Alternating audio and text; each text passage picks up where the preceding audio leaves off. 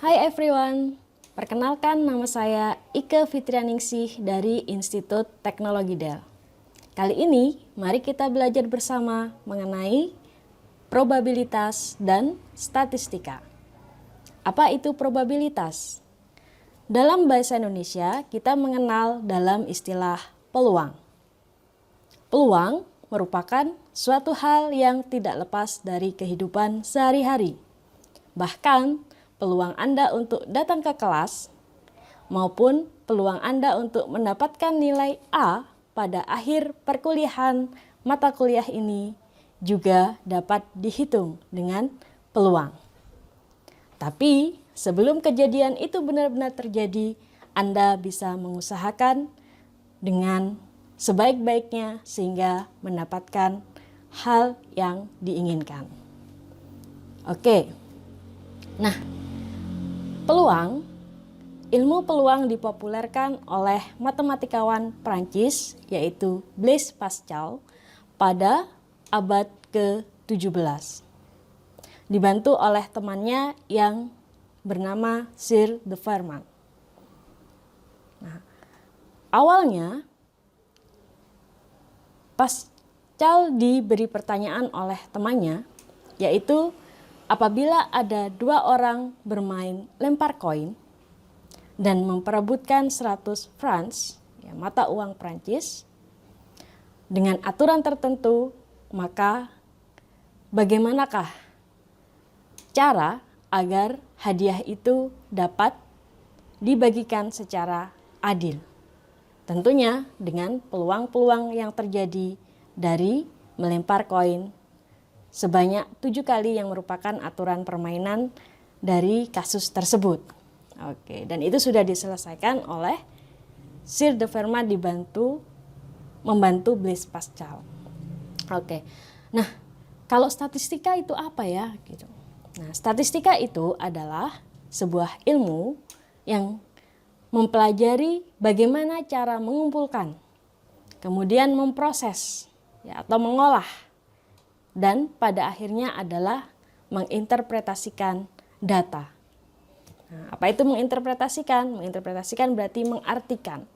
Nah, data kalau sudah diproses, sudah diinterpretasi, nanti pada akhirnya akan menjadi sebuah informasi yang mungkin bisa berguna bagi kita maupun bagi orang banyak.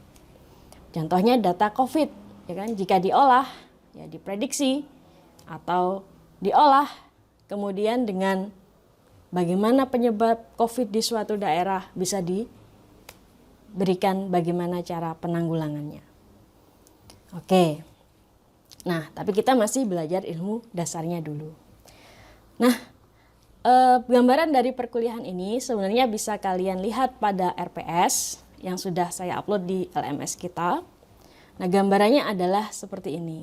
Ya, jadi pada bab peluang kita mempelajari tentang konsep peluang, di mana pada awalnya kita akan belajar mengenai titik sampel, ya kan? Kemudian masuk ke dalam peluang bersyarat, kemudian pada akhirnya kita akan mempelajari mengenai aturan bias. Nah, aturan bias ini bisa juga dipakai untuk membuat keputusan, ya. Pada akhirnya nanti ada sebuah algoritma dan beberapa algoritma yang menggunakan teorema bias atau aturan bias sehingga bisa membantu memprediksi kejadian, ya, suatu kejadian. Oke.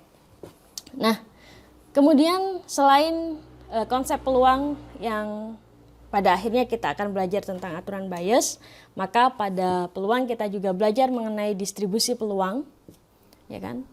Distribusi peluang ini nanti dibagi dua, yaitu diskrit dan kontinu. Nanti ada hubungannya dengan statistika di pengujian hipotesis. Distribusi peluang ini. Oke.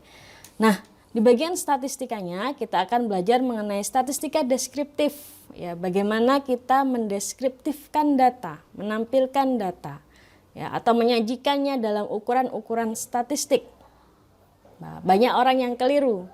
Apa itu statistik? Apa itu statistika? Ya, statistika adalah ilmu, sedangkan statistik adalah ukuran yang bisa berupa rata-rata atau mean atau average, ya. Bisa juga berupa varian atau keragaman. Itu namanya statistik. Ilmunya adalah statistika. Kemudian kita akan belajar mengenai bagaimana menyajikan grafik yang tepat dari sebuah data dan bagaimana membaca grafik ataupun diagram itu nantinya.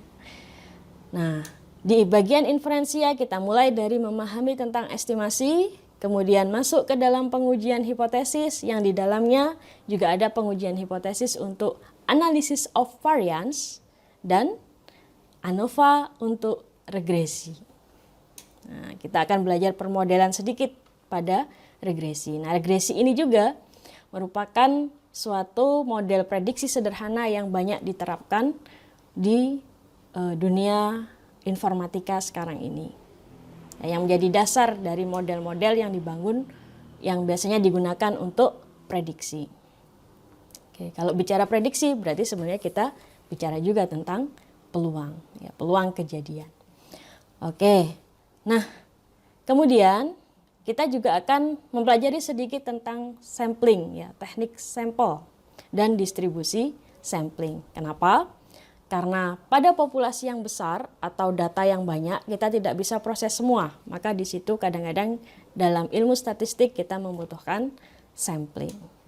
Oke, itu saja yang bisa saya sampaikan. See you next time.